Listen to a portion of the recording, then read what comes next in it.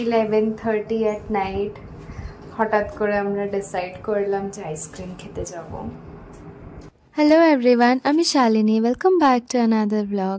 এই উইকটা না খুব হেক্টিক কেটেছে। একদিনও ভিডিও পোস্ট করতে পারিনি কারণ রোজ অফিস যেতে হচ্ছিল।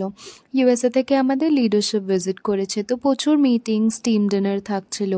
ফিরতেও রোজ অনেক রাত হচ্ছিল।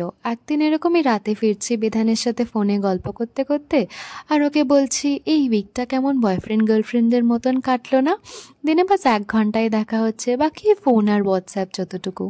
তো যাই হোক, বাড়ি ফিরে তারপর ফ্রেশ হয়ে আমি ঘুমাতে যাব, নাইট ক্রিমটাও লাগানো হয়ে গেছে। বিধান হঠাৎ বলে আইসক্রিম খেতে যাবি? আমি ভাবলাম যতই রাত হোক না কেন আর যত টায়ার্ডই হই না কেন, আইসক্রিমকে যদি না বলি ঠাকুর মনে হয় পাপ দেবে। তো চলে গেলাম আমার ফেভারিট আইসক্রিম শপ পাব রাইসে। হ্যাঁ, এটা এখন ব্যাঙ্গালোরেও খুলে গেছে।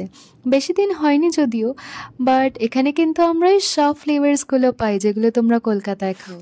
আমি তো খাচ্ছিলাম আমার ফেভারিট নলেন গুড়টা। এটার উপরে যে সিরাপটা দেয়, আহা কি দারুণ খেতে। আর বিধান আজকে ট্রাই করছিল গন্ধরাজ লেবু। ডেকরটাও খুব কিউট, ছোট ছোট বসার জায়গা, বড় বড় আয়না, আমার তো দারুণ লেগেছে। আর এখানে না অনেক দিন আগে এসে আমি একটা নোট লিখে গেছিলাম, সেই নোটটাও এখনও ছিল।